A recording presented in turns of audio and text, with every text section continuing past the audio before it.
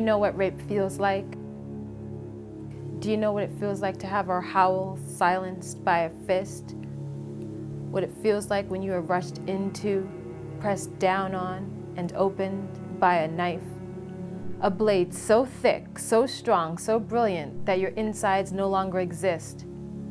You're scraped against insides, bleed into a loud yell that only you and others like you can hear. It happens in wars, in homes, in children's bedrooms, on dates, in marital bedrooms, in prisons, in brothels, on the street. When you are matted down and wanted to stop, wanted to cease, but it keeps on trudging, moving at its own pace, rate, beat, without a brief glance at your dead face, hollowed eyes. There wasn't a moment of the day that I didn't think about being raped, that it didn't affect my conversation, that it didn't affect where I went and what I did, what I wore. Going, going, coming, coming, crying, crying, screaming, until it stops. No, until you think it stops, and then from nowhere, from no one, it keeps on.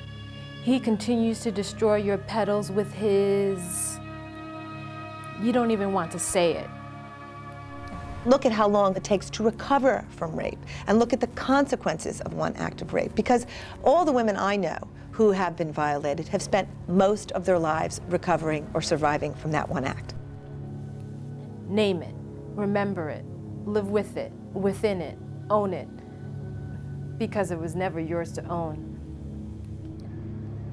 When you take something from someone that cannot be replaced in a sexual manner, that's an assault of rape as far as I'm concerned. And I'm truly convinced of that today because of what happened to me. But it is in front of you, behind you, on top of you, rams in you, damaging, eradicating, crushing, sterilizing, annihilating, feeding, scarring, inscribing, defying, and killing. Women say all the time that I just can't seem to wash myself clean enough. I mean, they'll take showers 5 times a day, before work, you know, after work, before bed, and get up in the middle of the night. And it's something that's inside their soul. What it feels like to have a firecracker blow up inside of you to celebrate someone else's freedom. What it feels like to cry out, to be stamped out, and have everyone else look away.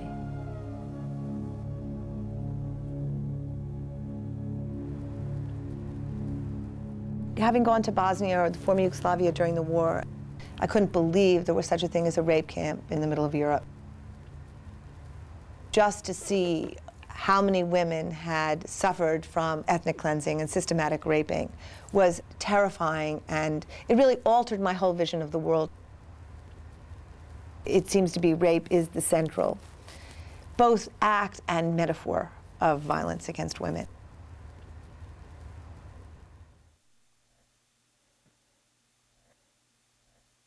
Bosnia, Sierra Leone, Rwanda, hundreds of thousands of women systematically raped as a tool of war.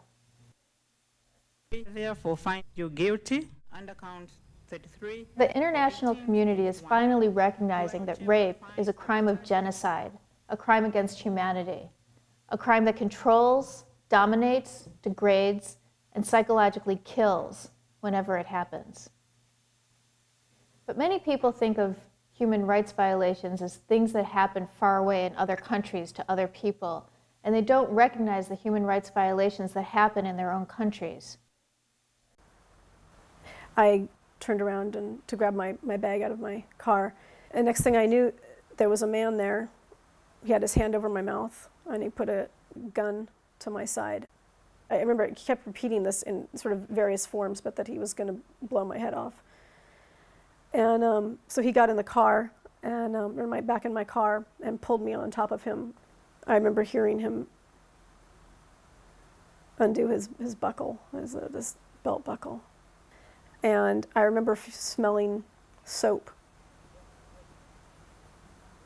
And the realization of that he had taken a shower, was so grisly to me, that this had been planned, and that this whole thing in some bizarre way had almost been set up like, it felt like some sort of sick date. I don't really know if language itself completely can explain how rape victims feel. I mean, you're walking around with this thing that's happened to you, and you want to scream, and you want to tell someone it was wrong, and yet you really don't know how to say it. You don't really have the words to explain it. I was raped by a man that I was casually dating. One night he invited me over to his apartment. I was, at the time, just turned 17 years old, and he was 22. And I really didn't have that much experience with dating or with sex itself. I think I froze, essentially. Like, after he kept on sort of persistently asking me, and I said no, I just stopped speaking. And I remember me just, wanting to end, not really sure what this meant, being really confused. But what I did after that was I just pretended it never happened. I didn't want to name it rape. To me, what that meant at the time was, being a victim. The sort of negative depictions of what it means to be raped. So you wanted it, you didn't do enough to assert yourself, you put yourself in the situation. So I didn't want to deal with those things, those sort of negative stereotypes of what I thought rape meant. So after he pulled his pants down, he said, "You know what to do." I knew when he said those words what he was referring to. And I also knew that there's no way I could put my mouth on him. It felt like death. I didn't really deal with this sexual assault until I had to deal with a sexual assault that occurred 3 years later. And I went on a study abroad program to Nairobi, Kenya. The last Sunday I was in the country, I hung out with these two men who were DJs at a local club. One of the men refused to take me home, so the other one offered me a place to stay for the night. And when I ended up staying with the other man, he ended up raping me. And it was a real painful and traumatic situation. And I kept on saying no, like shaking my head back and forth and sort of really scared. And I also remember thinking that if I screamed, he may hit me. So I felt really like, well, I don't know if there's anything I can really do in this situation. And so I did ask him, if you're going to do this, please put a condom on. And in that moment, I sometimes look back and I think, well, maybe that was me saying, it's okay. Or maybe that was me saying this is consensual. But I did it, I think, as sort of a survival mechanism. So he penetrated me, and I tried to get up again, and then he pushed me back down. And I just felt really disgusting. And I remember at that moment thinking, I hate my body and just want to get out of this place. So there are all these things going on while he's on top of me and while he's raping me. Rape is sex without consent. But in rape cases, if the victim has had any interaction with her rapist, even one drop of intimacy, he will claim that she had consented to full sexual contact with him at all times. And more often than not, he will be believed. What was she doing in that bar? Why was she out so late at night? Why was she wearing that short skirt? The focus is always on the victim and her behavior. And this assumes that men can't control their own sex drives, as if women are responsible for provoking their own rape. Recently, a judge said, in the case of an 11-year-old girl who was raped by a 23-year-old man, that it takes two to tango. Is it any wonder that rape victims experience trials as a second rape? It's all about esteem, isn't it, to some degree? I'm a rape survivor. I was molested and beaten and done in by my father at a very young age. And I know for me that I was wide open to rape as a result of that. I was not a person who, after that point, who had any self-esteem or respect for my body.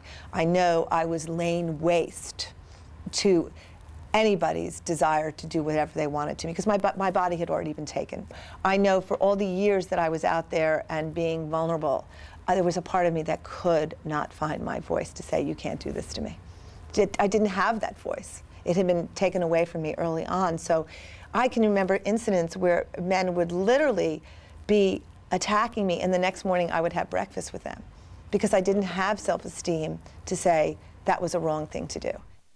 I think they knew that I didn't want to have sex because I think that was clear in both circumstances. But I don't think it was about me, right? So I think that whatever they were doing was about an urge that they had in that particular moment, and they were going to act it out on me any way they could. Why are rapists let off the hook so easily? Is it because we live in a culture of advertising, music, movies, fashion, and sex entertainment that all make men feel entitled to have sex whenever they want, with whomever they want?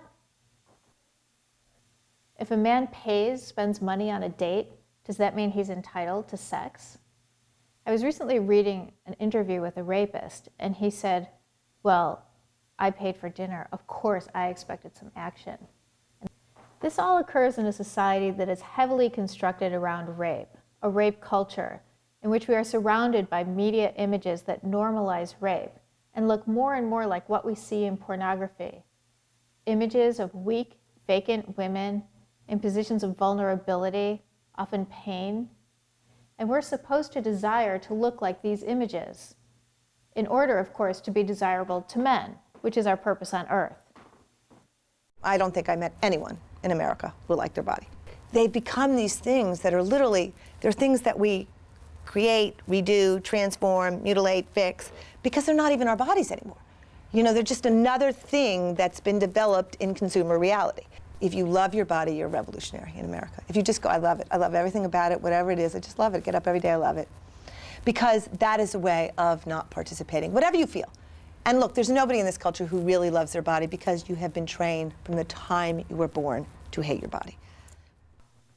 Pornography plays an important role in portraying rape and violence as normal, even desirable sexual behavior.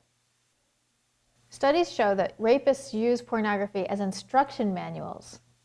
And this is especially true in cases of child sexual abuse, where rapists use the pornography in order to instruct their victims what to do and also to reinforce that this behavior is normal.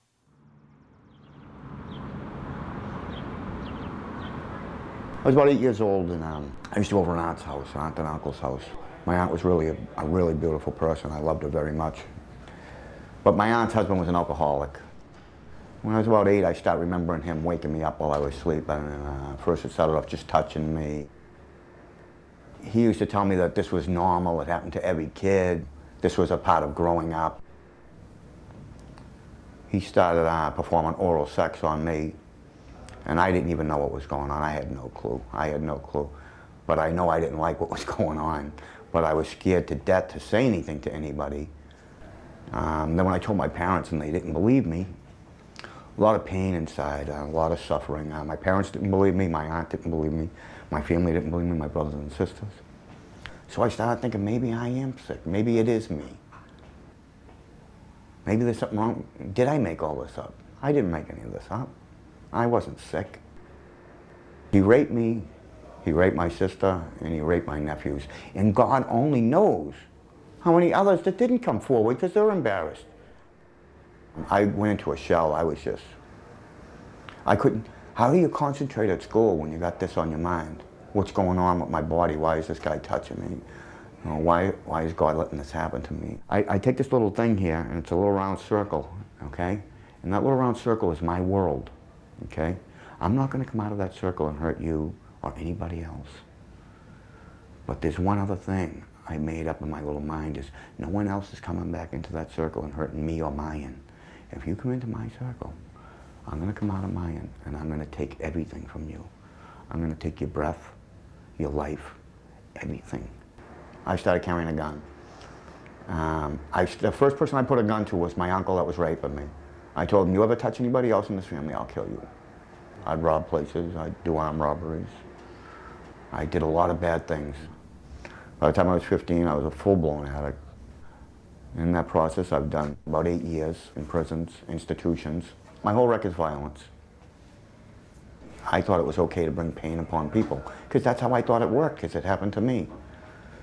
I think once he got away with it and no one believed me, it gave him a green light to go after more children, which he did, and which kills me, because I wish it had stopped where I was. It had already done enough damage.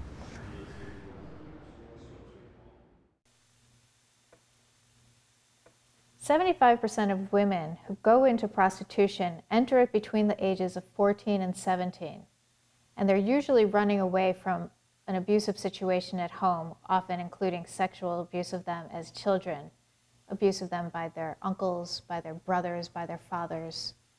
It's a really particularly horrific type of abuse because it's people upon whom you are dependent for your life and your food and your education and your upbringing, and they're abusing you. I've not talked to one girl, one young girl, who was not raped prior to actually being sold or used in prostitution. And they call that getting them ready. One of the women that I worked with ran away from home because of things that had happened to her in the home. And she met somebody, she met actually a woman who befriended her and knew again that she was in need of help because she was so young and she was on the streets. And so she befriended her and took her in. And that very same night that she took her in, she introduced her to who she called her boyfriend, that was really her pimp. And she said that very same night, this pimp raped her over and over. And the next day, he had one of his friends come in and raped her over and over. And then what he did was took her to like a malt shop where a lot of kids hung out and brought her over to another pimp and said, "You now belong to him." This guy bought her at 12 years old, and from 12 years old until she was in her 20s, she was involved in prostitution. And at that point of her life, or